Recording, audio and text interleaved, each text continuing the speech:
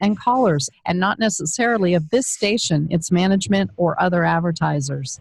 This is ContactTalkRadio.com. Consciousness in action. And you are taking action into your consciousness by tuning into Contact Talk Radio. And on TuneIn.com, Bing.fm, and UpSnap Mobile. Contact Talk Radio. Welcome to What the Health, an independent approach to your health span. Have you noticed how our healthcare system may not have your best interest in mind? Join Dr. Eckel in this fun and sometimes disturbing exploration of the state of healthcare and what it means for you. Now, here's your host, Dr. Eckel. All right, welcome back, everybody. This is What the Health, and I'm Dr. Greg Eckel, and I've got my guest on today, Dr. Sam Madeira. He's got a big mission, passion, and life work. It's to help you find the root cause of your health problems and your unique transformative path to healing and guide you to maintain a state of health and vitality throughout your life. We're really well aligned. He is a naturopathic physician. He's licensed in Washington State and in Montana. He doesn't just play an internet doctor. He is an internet doctor with 2 licensures. So welcome aboard, Dr. Sam. Thanks so much for having me. Appreciate it. You are very welcome. This topic is near and dear to me. I kind of want to start out with saying what is going on with testosterone and men's health and the environment. We're seeing the levels of testosterone plummet in the population in North America. What is happening here? I think the biggest thing that people may not be aware of, or we're just literally swimming in it, is xenoestrogens and the chemicals around us in our food, air, water, home cleaning products, sunscreens, what have you. We're literally swimming in it. And I like to tell a story going back to college, where I was in a orientation course for 3.5 weeks paddling on Lake Mead, and it's a giant man-made lake. So they stock the lake with fish, and they have to restock the fish every year. So this was almost 2 decades ago now, and the park ranger said that they have to redo this every year. And he thought at that time it was because of all of the birth control metabolites from women's urine from the porta potties getting into the lake. So all the fish are male fish turning to female fish. And we know this from like amphibian studies from different chemicals that are causing male frogs to turn into female frogs. Obviously we're not fish or frogs, but we have similar things going on with us, where testicular size is shrinking from not sleeping enough. Same thing with ovarian mass shrinking with less than 7 hours of sleep. So we have all this information now, and in some ways it's kind of like better living through chemistry that you can't get away from. We have all these cleaning products, and ideally, hopefully while boys are going through puberty, they're not exposed to too many things and not having, extreme like lead paint exposures and things like that not only mess up hormone levels, but the brain and neurodegenerative development and stuff like that you're an expert in. Indeed. Yeah. And I'm excited to talk about this because that hormone component is huge in brain health. In general, though, we're seeing this component. I mean, that is like right there is a what the health moment for everybody listening out there, is we are swimming in it. And it is so ubiquitous that we don't even, it's hard to believe it. Like what you just said there, the water in Lake Mead is causing the fish to change genders, right? I mean, that's pretty profound statement. That it's just a granted and forgiven. Like they've got to restock the fish every year. Well, we're eating those fish. We're swimming in the same sea of chemicals. When folks come in, you've got your Apollo clinics, right? That's the name of your clinics. Correct. Yes. Yep. And you're predominantly working with entrepreneurs and business folk really looking for optimal performance. How do you couch this discussion of bringing up the hormone aspect in addition to the environmental component that you just brought up there. How do you start this journey with people? Yeah, well, I try to pre-educate as much as possible, like all of us do, and explain that today we have so many more toxins we're exposed to. There's other things that play into it, as you know, like head injuries, concussions. And I think the kind of the nature with both men and women today, adults, is that we aren't rewarded on being healthy. No one's going to reward you every day for getting 8 hours of sleep at work by giving you like $10 more per hour, you know? Right. And no one's going to like give you a high five in the hallway if you work at a big corporation. If you're like, hey man, I got 8 hours of sleep, they're going to be like, you're lazy, you know? So I think part of it goes back to our innate reward system, and we're rewarded with the holy dollar and with material things.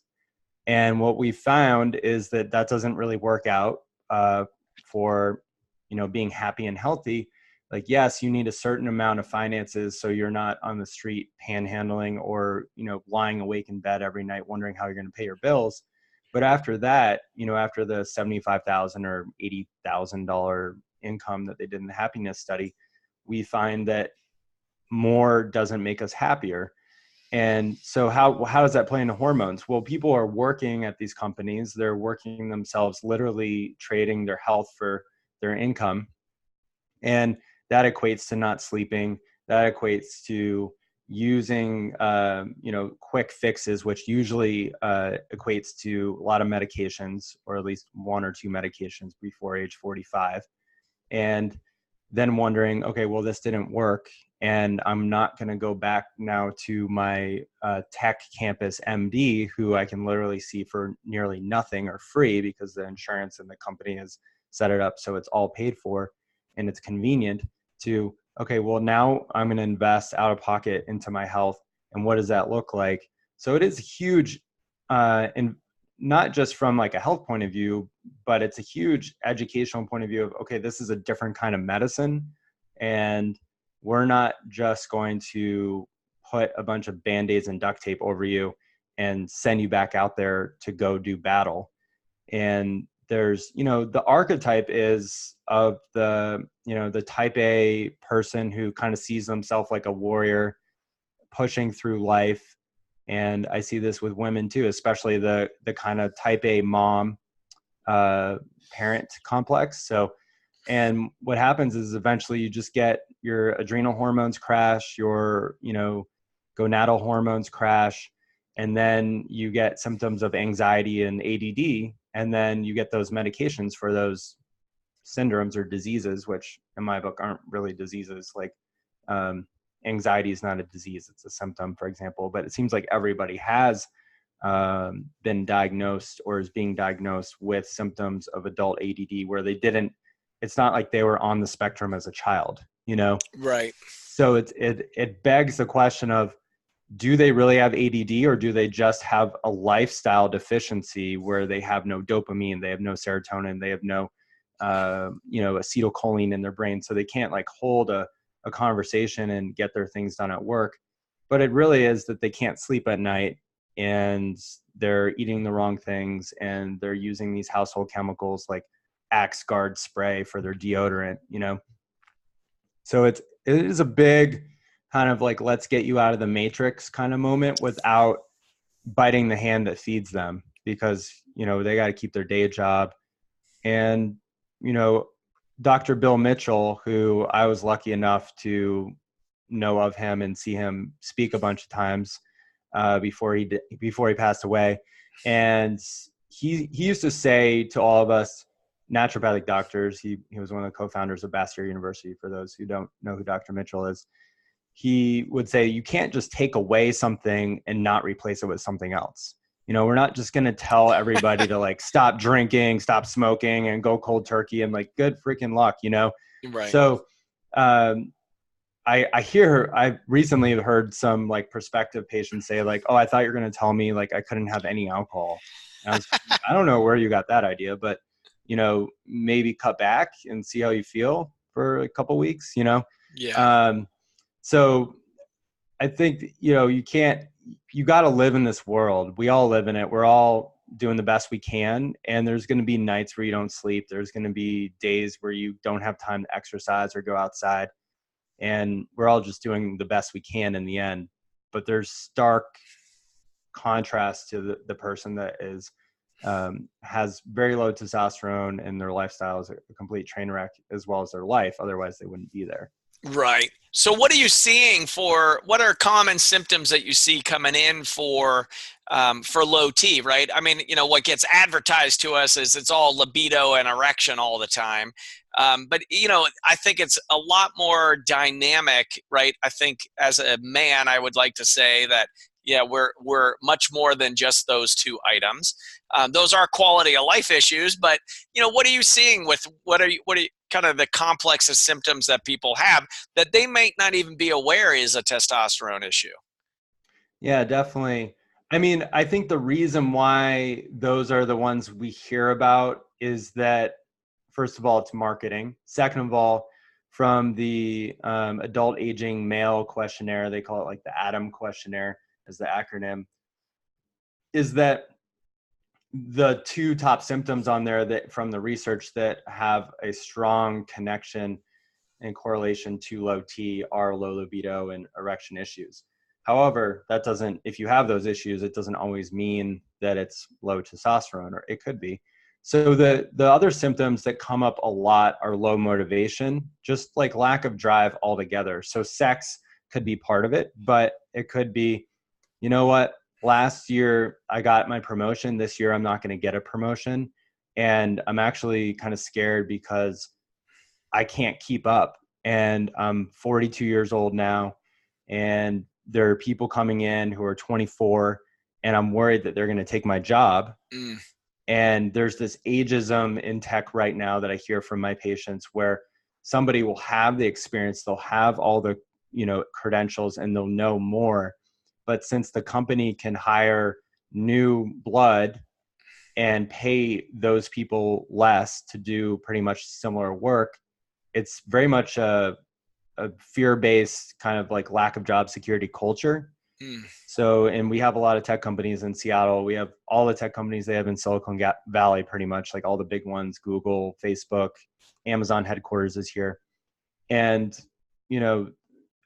they're making good money, but it's, for them, it's more about, well, I don't really have job security. And when you have that kind of fear, or that monkey on your back all day long, you're not going to be making androgens. You're not going to be making adequate DHEA. You're going to be in fight or flight every other minute with your manager or boss, and kind of looking over your shoulder, wondering, like, is this enough? And I've literally heard my patients say, if I work 11 hours or less per day, I'm considered a slacker. So if that is the work climate, or in the tech startup world, it's even, that's the tech startup world. So if that's the expectation, then it's literally like performing like a Olympic athlete without getting the rest of an Olympic athlete, Yeah. And most Olympic athletes, I just was educated by, I was just talking to Dr. Kirk Parsley, who's the sleep expert doctor. And he was saying most Olympic athletes get 10 hours of sleep at night, roughly. So if you're going to be in this high performance demand work culture without a job security, and with things in place that are basically there to make the company a lot of money, but make you feel like you're expendable, and then it's not like my grandparents' generation, like the World War II generation, where they had a career for their whole life, and they were like, the mad season generation, where they're like given all these pensions and they have so much job security, and they just keep going higher and higher, and there's some comfort. That's not the world we live in anymore. So where it comes into play is, I think a lot of it is just fight or flight, and people are kind of almost immune to it. And I literally hear men who are in this tech world say to me, I just want to go home, be in a quiet room with the lights off, no sound, nobody around me, and either like punch a punching bag or scream, or just have nothing, like nobody ask anything from me. I don't want to socialize. And I kind of see it like, it's kind of like a work battle fatigue, you know, where there are these expectations from the top down. And ideally, you know, we would have work cultures, and there are some, you know, I think some great companies out there. I'm not going to name names or anything, but I think there are some great companies out there, and great, you know, it depends on your manager, some great teams and leadership that are doing good things by people. But, you know, that's not what we're talking about. We're talking about people who come to see us who are struggling. So, and I also think it takes a lot of courage for men to say, you know what, this isn't working. I'm going to go ask for help. I'm going to go to this naturopathic doctor who I know nothing about.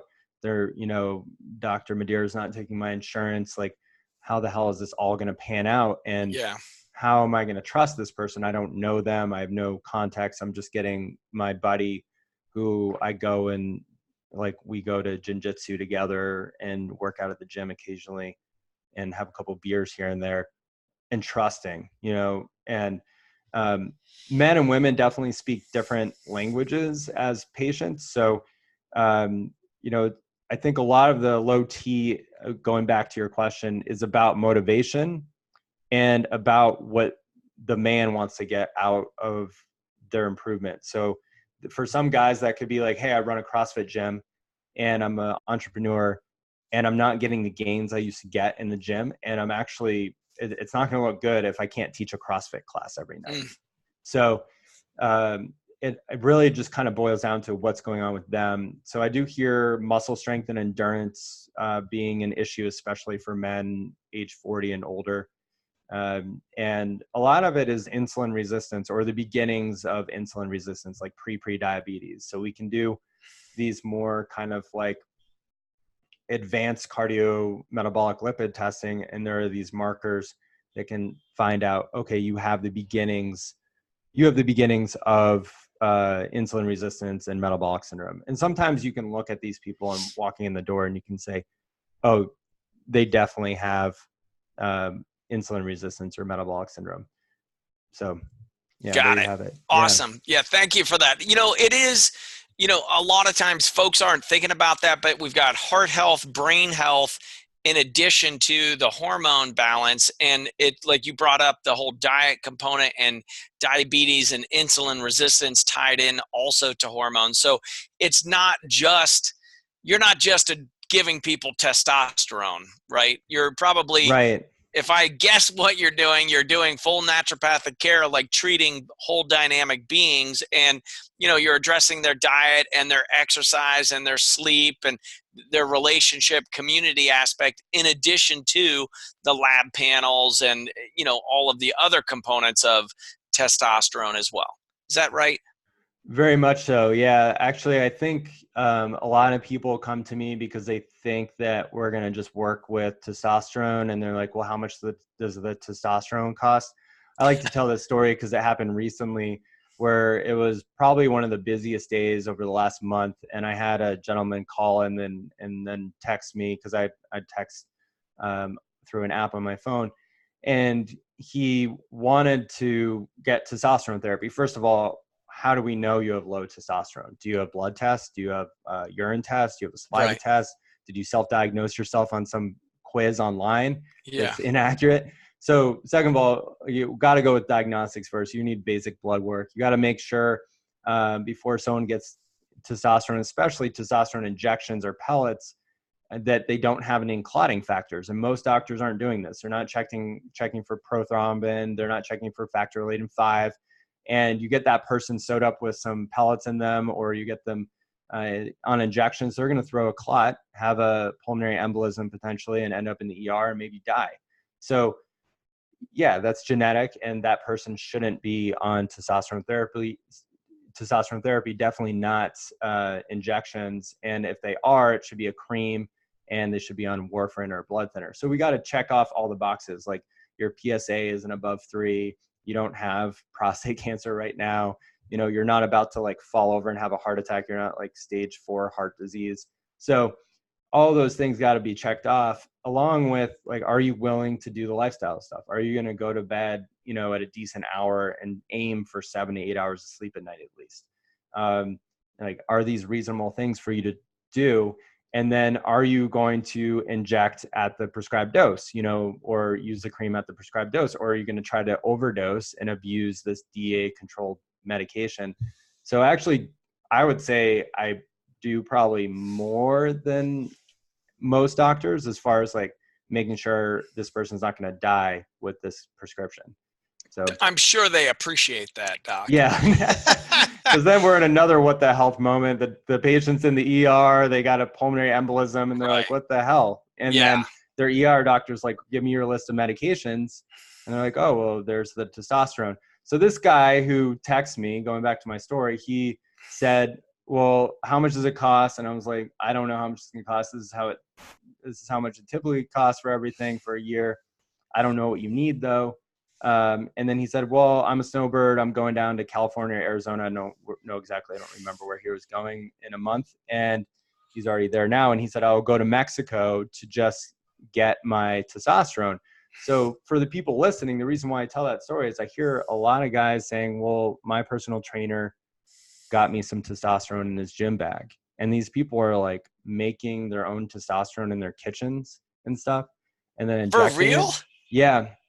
Yeah. And then they're flushing the needles or trying to flush the needles down the toilet, which is also pretty scary. Wow. So yeah, just some wacky stuff that I've heard and out there. So if you're doing that, just cut that crap out. Go get a medication that's from a compounding pharmacy that, you can trace the lot number back and make sure that you're not going to get sepsis from injecting yourself. So it's a DA controlled medicine for a reason.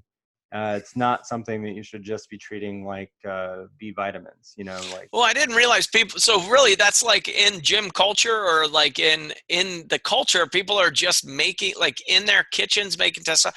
I mean, how much does testosterone? 10 milliliter testosterone cypionate. 200 milligrams per milliliter. That is not a very expensive medication. Less than $50, probably about $40. Per month for a very well-dosed, metered medication. Like, don't mess around with that. Yeah. It's ridiculous. It's not worth getting sepsis and like getting part of your body cut off. Jeez. Yeah, no. So what are you seeing? What are the most common pitfalls? I mean, don't make it in your kitchen table. Don't take it from your personal trainer at the gym. Let's go to a licensed professional and really get a proper workup so you don't die of a heart attack or an embolism.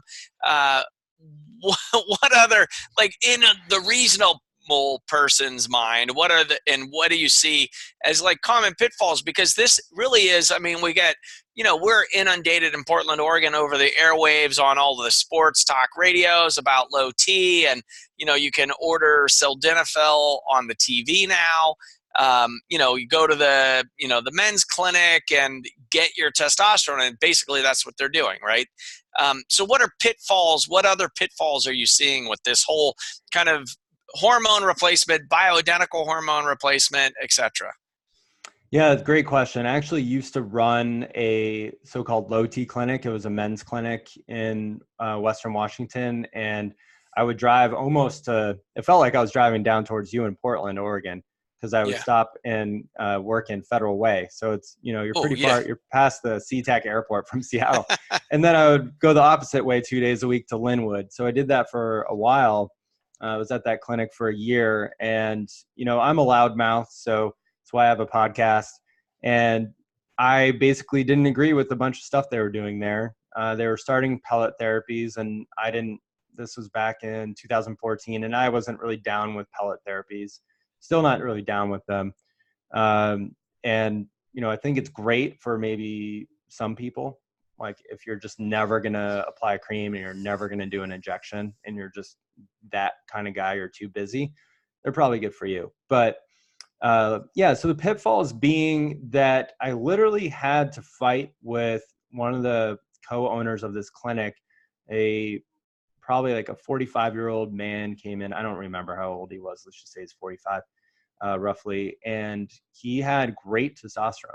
Like his testosterone was like up in the upper quartile where you want it to be. And it wasn't too high. It was great. And he wanted me to give this man testosterone.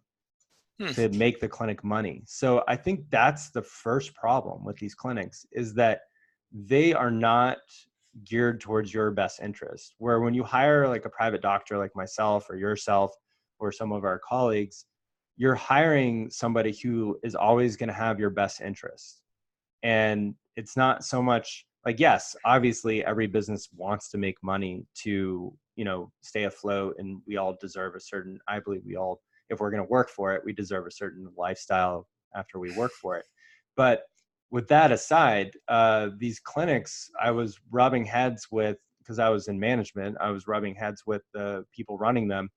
And eventually I left. I was actually asked to leave because I wasn't falling in line with the company culture. Talk about toxic company culture. Yeah. So I think that's the first problem with these clinics, where you have people there that are getting paid to get you on testosterone therapy. Now think about that. Like, let's think about that, where if you went to a hospital and somebody was always going, and this is actually how some hospitals are, they make money off of procedures. They make money off of procedures. So they're going to make money. They want you to get a procedure while you go in there. It would be like going to the dentist and being like, well, it looks like you're starting to get a cavity. Let's just drill like 5 of your teeth every time, you know? So that's the first problem. The second problem is they're not doing screening tests besides like a PSA and a CBC, and they are doing, hopefully they're doing that, but there is a clinic up here in the greater Seattle area, and they are just doing like 1 lab test a year, or 1 or 2 a year. And that's dangerous, because if their red blood cell count goes up, you don't know if they need to decrease their dosage. Usually cardiovascular exercise will help with that, or potentially even donate blood, which some guys need to do. So, and it's genetic too. The way people's red blood cell count goes up with testosterone is a genetic thing. So basically, long story short, and the other thing is people are over prescribing anastrozole. So anastrozole is a aromatase inhibitor. At much higher dosages, it's used for women with estrogen positive breast cancers.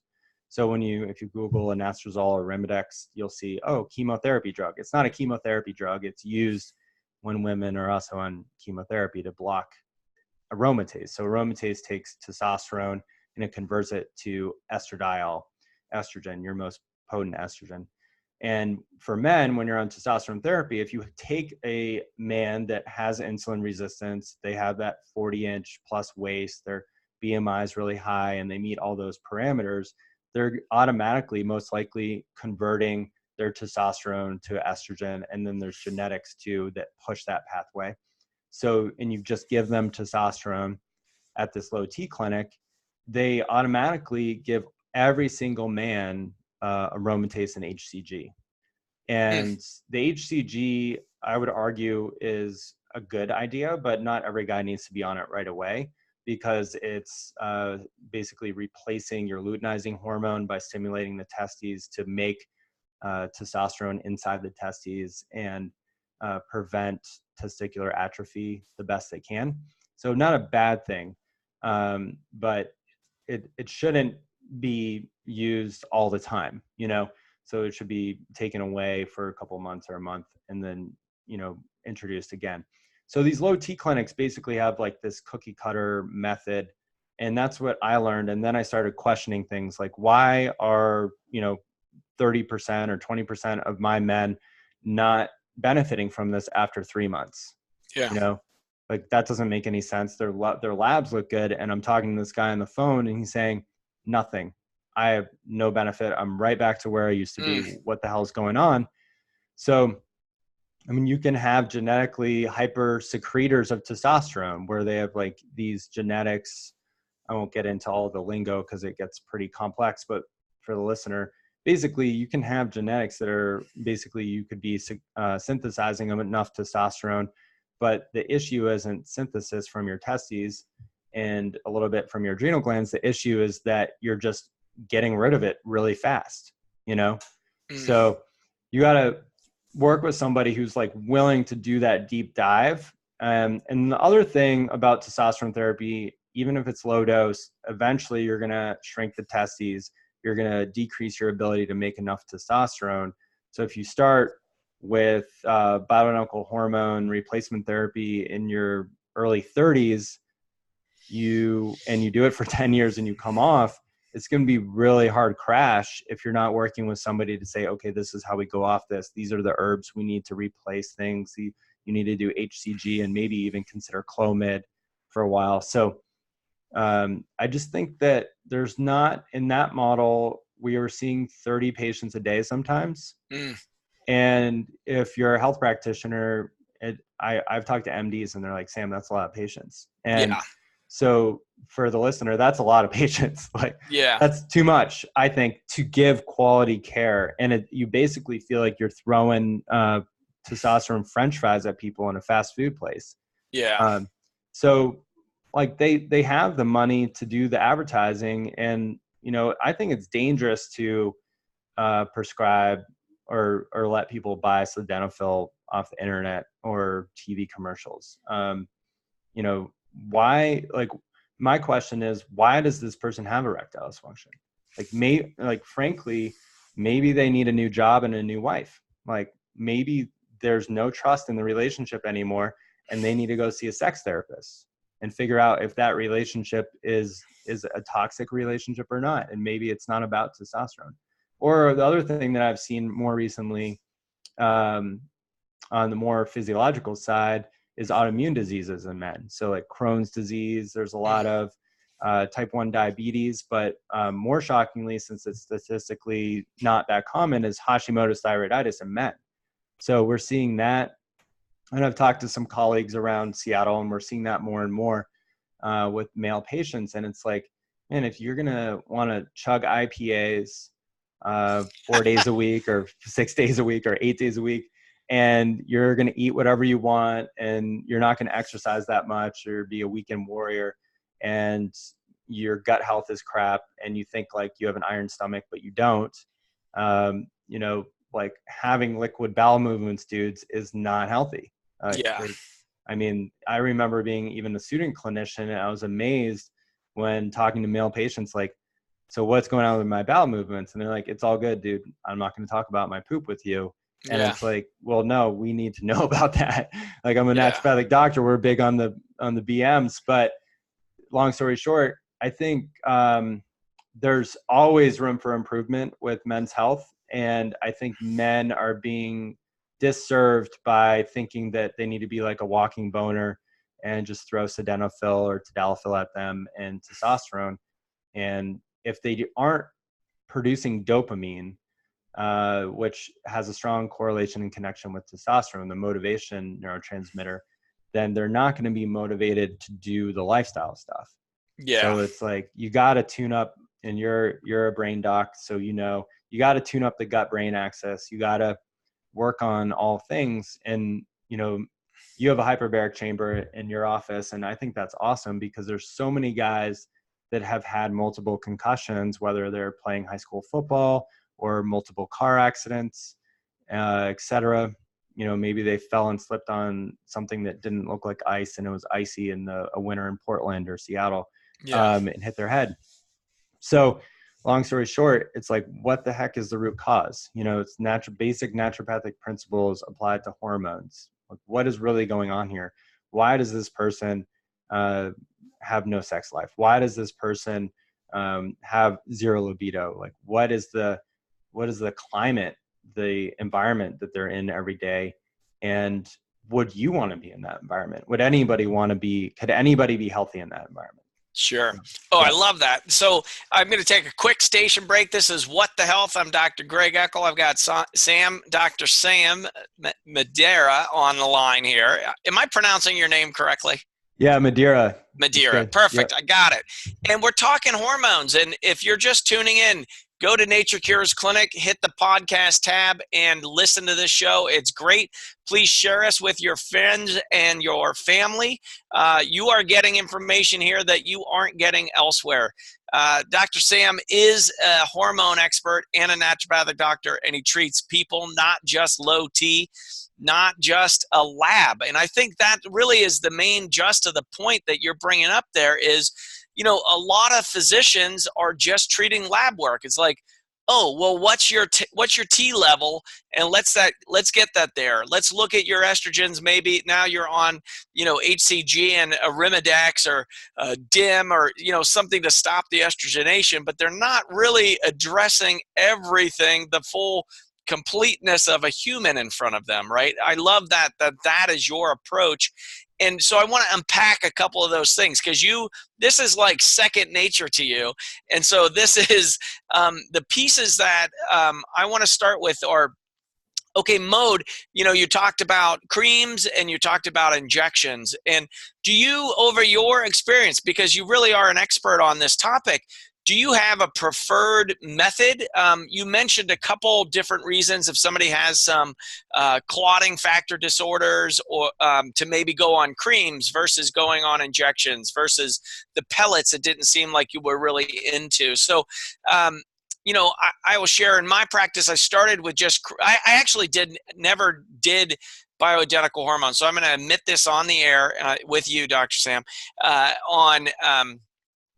I would thought, you know, look, these are natural transitions, in particular for women going through menopause. And I had Dr. Jonathan Wright literally kick me in the tuchus and said, do you promote death in your practice, Greg? And I thought, he said, well, that's a natural process. So, you know, what you're talking about, you know, we could really help quality of life. So 2 decades into practice, we are supporting people. I've got 90-year-olds that are healthier than when they were 60. So this is really a big deal. Like we're talking quality of life and longevity. So that wind up that I just gave you there, you know, have you found preferred methods and why of testosterone? Definitely. So I guess my background started out mostly in injections, and I do use cream, and I have used cream here and there. Cream I would say they're both a nuanced approach, because if you're not dosing, if the potency of the cream isn't enough, so usually you want to see like 100 milligrams per like half milliliter or something like that for men, and getting them a dose of like 150 or 100 to 200 milligrams per day in the cream has been shown actually out of Moses Lake Compounding Pharmacy. And keep in mind that they're a compounding pharmacy. They're not a large pharmaceutical company. So they did a study, and it was an N of 1 study, but they did take blood every few hours, and they did see a good rise in testosterone that stayed steady throughout the day. With injections, I usually recommend, if somebody can do it, every other day injection. However, if you think about that, who are the people that are coming in to our clinics? You know, usually these men are so busy, you know, kids at home or wife at home, you know, dog, job where they're having to work 10-hour days or whatever, 10 to 15-hour days. They are not going to inject every other day, you know? Yeah, no way. So yeah. I usually start people out at once a week, and then at about 4 to 6 weeks in, we switch to twice a week. And so you split the dose in half. We're not doubling their dose. That would be crazy. So we usually do injections every 3 to 4 days. So like a Wednesday, Saturday. So you'd inject Wednesday morning and again Saturday morning, or like a Tuesday, Friday. So then they want to get their blood draw on the morning before they inject, so you're not getting like a false spike. And then usually I pick the blood draw to be 4 days apart. Otherwise, if it's 3 days apart, usually it's kind of like a false elevation, and then you're going to be decreasing their dose when you don't need to. And yes, they're going to get a spike. They're still going to get a spike in testosterone in the day they inject. and then they're going to start decreasing in amount of testosterone. And what we're looking at is the lowest amount of testosterone that they're going to be getting in that bucket. And, you know, ideally someday we would have something like a testosterone pump, like we have an insulin pump, and technology where it would be, you know, like an implant or something, like a small implant. And then instead of pellets, it would be dose dependent on the person's like body weight, age, lab values over the, you know, like maybe you would get like 4 blood draws over the course of like 3 weeks or something, and then average out their total testosterone for that 3 weeks, and then give them an implant or something. So if anyone is listening and wants to do that, just, you know, there's a market for it. Yeah. So I think that the long story short, the technology for testosterone is good, but it could be improved significantly. Pellet therapy is a minor procedure, so you want to make sure you're going to somebody who knows how to do how to use a scalpel, and that it's in their legally in their wheelhouse, like they're allowed to do that with their license. So you make an incision. Usually, ideally, it's like right kind of where on like a Levi jeans or jeans, the top of the pocket would end. So like that fabric ends. So obviously you're not going to cut there, but that's like the landmark. And then they would make a small incision that's like maybe 1 centimeter or so. And then you use a device to shove as many pellets as you're supposed to into that tissue. You're not supposed to bike, like road bike, mountain bike, run, no squats. So like you can't go to CrossFit class. You can't do any Olympic lifting, no jumping jacks, no long periods of sitting. So if you have a desk job, that might cause some aches and pains there. And you can't be on a long flight because they could pop out and protrude. So there's a lot of kind of anecdotal stories where people have had infections. I have a colleague who does them in Seattle and Bellingham, and I've talked to him about it. And he said, I've never had anybody with an infection.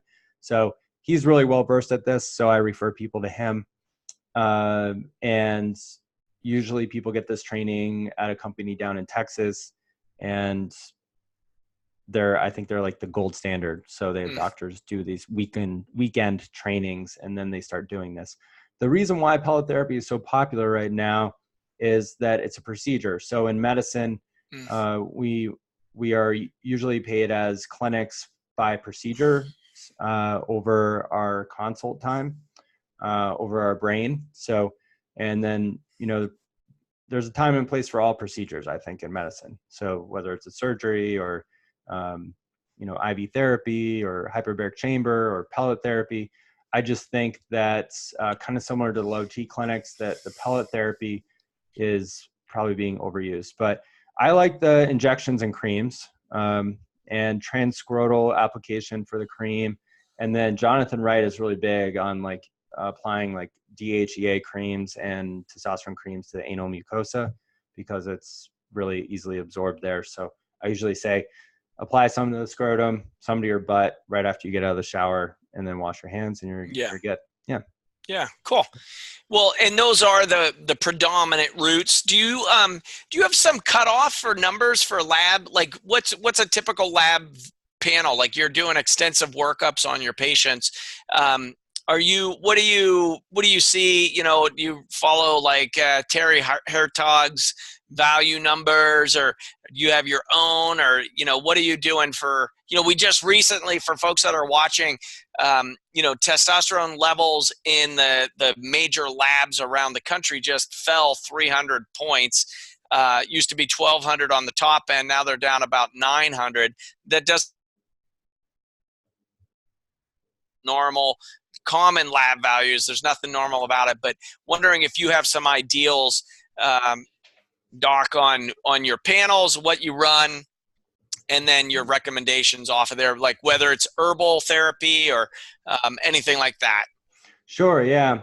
So usually I like to see people's testosterone 600 or 650 and above. And I'll say why in a second. I love Hartog's book.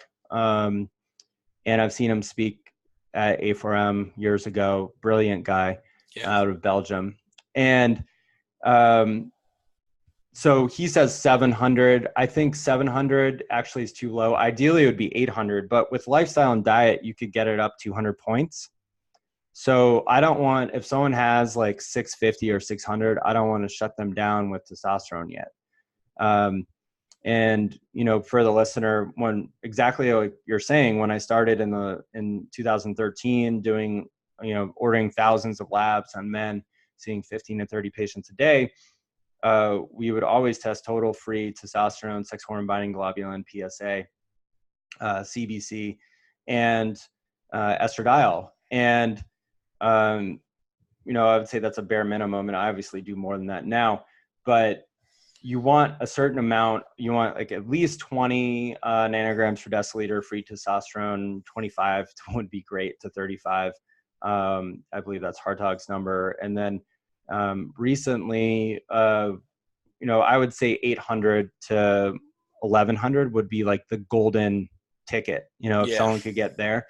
Most guys are not there though. And so once they fall below 450, then I say, you know, with lifestyle and diet, it's going to be, unless they have sleep apnea. So if they have sleep apnea, then I say you need to get a sleep study if you haven't already, and use a CPAP. If you're not using your CPAP, use your CPAP, or you're not a patient, because they can die, and it happens. So I have seen, I had a patient who had undiagnosed sleep apnea. I said, go get a sleep study, got a sleep PAP machine, and they brought their testosterone. I don't remember the exact starting number. I think it was 350 to about over 800.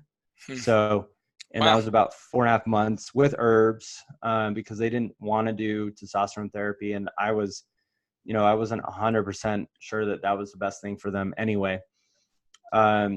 So the herbs that I use are all MediHerb, and I have a podcast where I interviewed Carrie Bone, who's written a lot of textbooks that we use in naturopathic medical school and well-known internationally. And in Australia, medical herbal products are reviewed and regulated by their version of the FDA, and their version of the FDA is not nearly as corrupt as ours. So good for them. And good for us, because then we can use these products that have much higher standards than 99% of the stuff on the shelf out there, even the stuff that you can buy from practitioners. So I use MediHerb tinctures or tablets, if somebody, or Gaia herbs. And those are the herb companies I like to use because of their quality. So basically herbs aren't being dosed high enough to move testosterone. So I have like an N of 1 study I did with a guy before we put him on testosterone therapy. He was traveling every 2 months from India, Chicago, London, Austin, Texas, back to Seattle. Wow. So multiple time zones, multiple continents, low testosterone, didn't completely change lifestyle, still smoking, couldn't stop smoking, tried biofeedback therapy that didn't help him. I guess, you know, it's a hard thing to deal with. But anyway, his testosterone went up about 56 nanograms per deciliter total testosterone with multiple herbs, tonic herbs at pretty good dosages. Cool. So herbs can move it. And yeah, so those are my numbers usually. Yeah. Cool. The, you know, under all-cause mortality under 300 is higher. So that, for me, that's like a critical motion of like, okay, we're not going to do botanical medicine at this point. We've got to go right to a bioidentical component. But up to about 450, I definitely recommend the lifestyle and herbal support if we could do it that way. So that's really encouraging to hear, like very similar experience for you as well. So what about estrogen blockers? So what is happening there? Overprescribed, you said the HCG, you think that is a good move. Arimidex, DIM, pitfalls there. I mean, you know, what happens for me is my patients get online and they start getting into gym culture and weightlifter culture, which is not health culture, right? And No. so they get skewed, and a lot of them know, like, okay, I know I got this from, this weightlifting site, and I know those guys are kind of doing weird doping stuff. But it is, more and more, a lot of men are turning to that. And that is not health promoting, but they're getting the information there. So what have you seen in your clinics, or like maybe give us some stories of some folks that you've seen some kind of maybe some faux pas out there? Yeah, bodybuilding. So bodybuilding is really bad for your testosterone because they're using multiple types of testosterone. They may be using a couple different bioidentical ones like testosterone propionate, testosterone cypionate. They may, and things like nandrolone. So nandrolone doesn't help the other cells in the body. It's just stimulating working on the receptors in the musculoskeletal system. So it's good for guys who want to get really cut up, but it has serious side effects. And the other thing with the gym culture is that they believe in cycling. So what that means is they'll do like 3 months on, 3 months off, or like 4 months on, 1 month off or something. It depends on who you read and who you follow. And I'm obviously not into that culture, but I've worked with patients who were bodybuilders, and then they came to the low T clinic, and they were like 27, 28 at the time when they started coming. So I had to review their chart before they came in. And their starting testosterone as a less than 30-year-old male who otherwise looked healthy and jacked was like 365 or something, like less than 400. Yeah. And then the other thing is that there's research showing that at 450, even at 450, there can be the beginnings of destruction of the endothelial tissue in the penis. So the beginnings of like cardiovascular destruction in the penis, causing irreversible erectile dysfunction. So the vascular system and the hormones go hand in hand, and testosterone helps with vasodilation and things like that. So I think that the gym culture, the main thing with the gym culture, like you said, is that you either can have like a strong man, or you can have a man that's going to live a long, healthy life. So it's kind of like eventually in your adult male life or female life, you have to make a decision. Am I working out for health? Or am I working out because I want to be the strongest guy in the gym and then compete? And this is like my job or my part-time job. And that's fine if you want to be like the next Arnold. But what we know from the research is that the longevity people are doing like fasting like crazy, calorie restrictive diets, intermittent fasting, 2 days of fasting a month, and they're living to like 100 or something. And then you have this guy who may die at like 60, but he'll be jacked. So you just got to decide, like, if that's what you want to do, right? Do it safely though. Yeah. And understand what the repercussions are for long term. I think most of the listeners here on What the Health are into longevity. They want to live a health span, is the way that we're talking about. And, I'm really about promoting healthcare that gets us to thriving. And, so this bioidentical discussion is really key for, longevity front. We're not going it for the Arnold Schwarzenegger or the bodybuilding culture. Just wondering though, like what you've seen with the Arimidex and or DIM, any side effects or cautions for folks out there watching? Yeah, so Arimidex trashes HDL. So I've seen it just tank HDL, total HDL cholesterol in the body. It also I've been on like webinars with doctors who are talking about it causing hip fractures and otherwise healthy, like 40-something-year-old men who are really like working out hard and doing all the right things. So bone mineral density issues. So those are the top two, HDL and bone mineral density with Arimidex. And then HCG, there aren't really any side effects that I've ever seen, except for like maybe if someone did the injection wrong. You should be using that off and on though. You shouldn't be using HCG like every week. And the dosage, you only can utilize like 500 to max, I think 1,000 IUs of it in your body at a time. But you could dose higher. So you're basically wasting it if you're dosing higher. So I usually don't go too high on the dosage with that. And then Clomid has side effects because it stays in your body forever. And it can trash your libido. So it increases sex hormone binding globulin and drives down free testosterone. And that's your testosterone you use. So your cells don't get any testosterone, even if it's increasing it. It also works on your brain level. So any drug that works on receptors in the brain, I'm really skeptical of using too much unless absolutely necessary. Yeah, that makes sense. Yeah, I like that and appreciate that caution. So last minute of the show, any final knowledge bombs or insights that you'd like to share with the listeners of What the Health? Yeah, I think one that I learned from Kerry Bone on my interview with him is that they've found in the research that 4 grams of ashwagandha, Withania somnifera is the Latin name, can increase muscle strength. Ooh. So that's pretty cool. That's awesome. Yeah. Love the herbal tip. Well, Dr. Madeira, thank you so much for coming on and sharing your information with our viewers and listeners.